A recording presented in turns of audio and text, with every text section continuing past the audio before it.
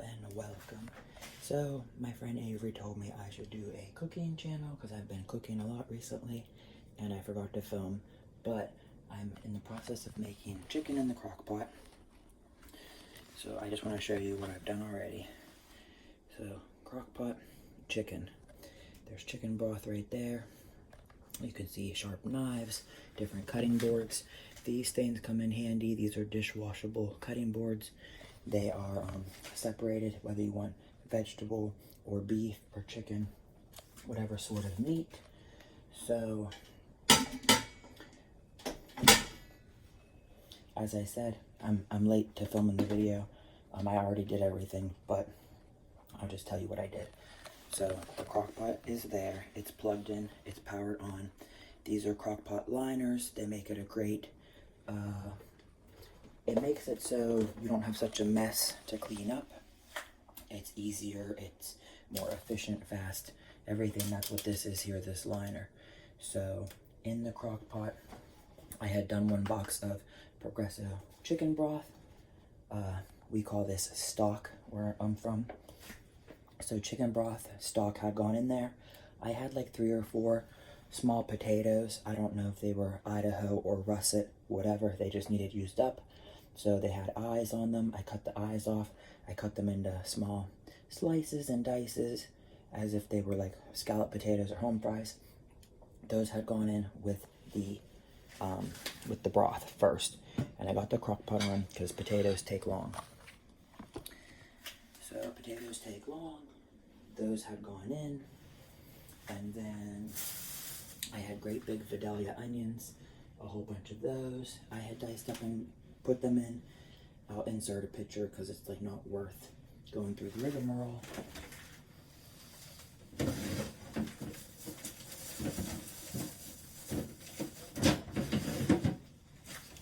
But, yeah, okay, see, great big onion. Great big onion, big, big, big. In this crock pot, I decided to leave everything in great big chunks as far as the onion.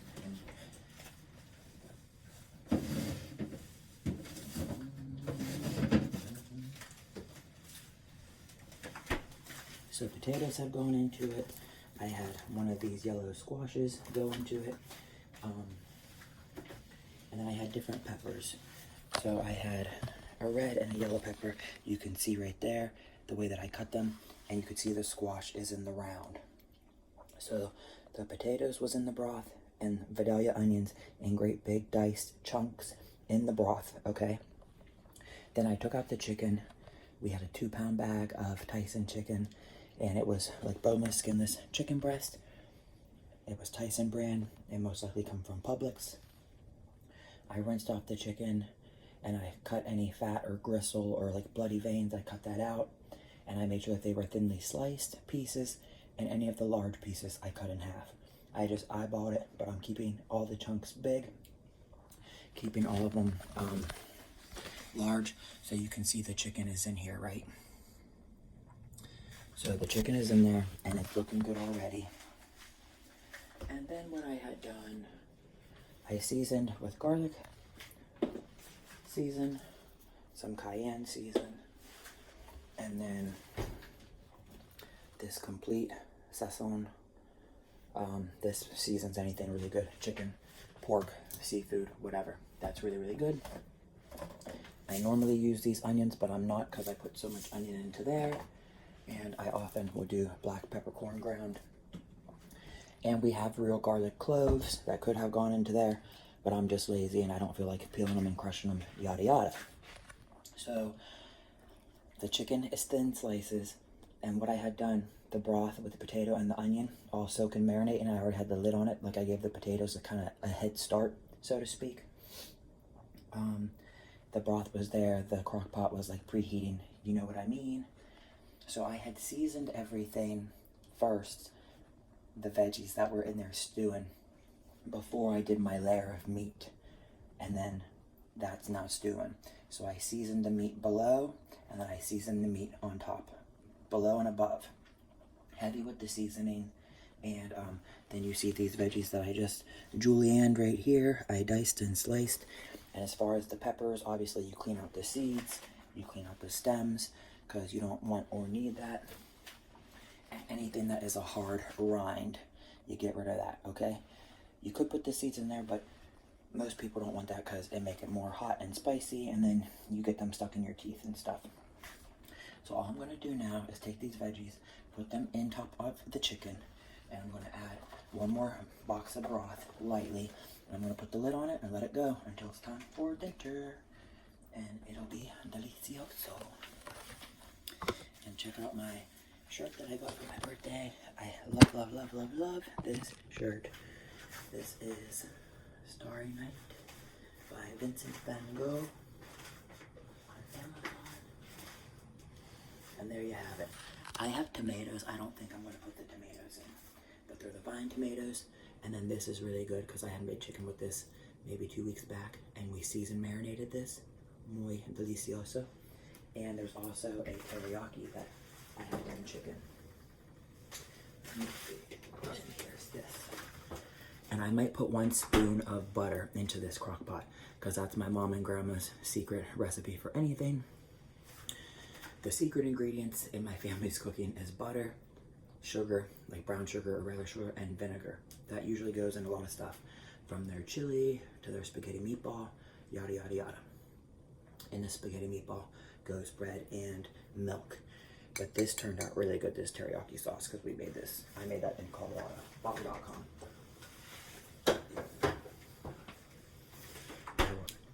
I'll try to insert the pictures if I remember. I'm horrible about doing this because already I'm forgetting stuff. But next time, I hope to film the stages. Adios. Nos vemos. And one last thing I forgot. I'm very forgetful.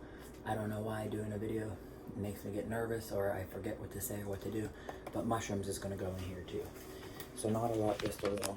As I can show you, I already entered the veggies there, the squashes, the peppers, yada yada.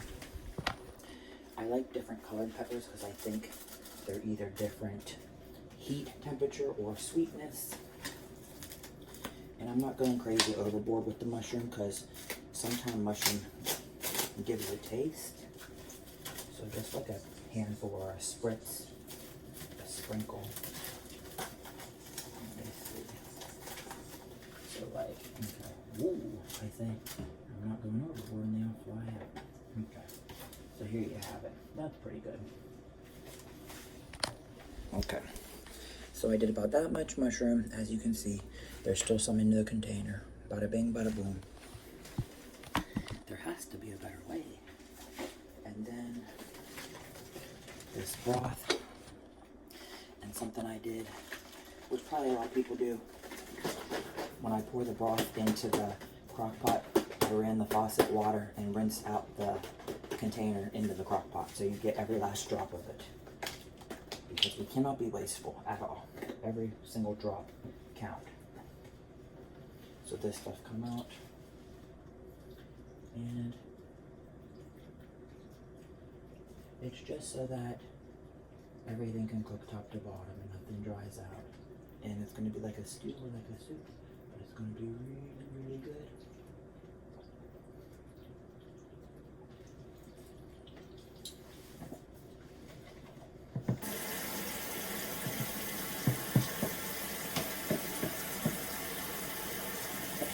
So just to get every last bit out.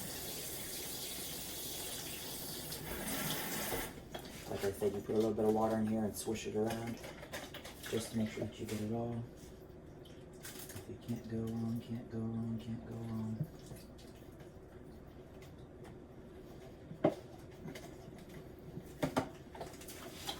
And that's all she wrote.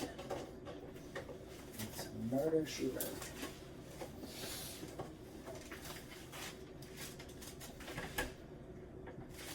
Okay, so I will show you one final view of what it's looking like as of now. So there's onions, potatoes to the bottom, and broth, and then a layer of chicken, and then all the vegetables, squash, pepper, mushroom, and then of course seasoned, layered below and above the chicken, the garlic, the cayenne, the complete. All I'm going to do is put some black pepper on the top. Not that you can see and not that it matters, but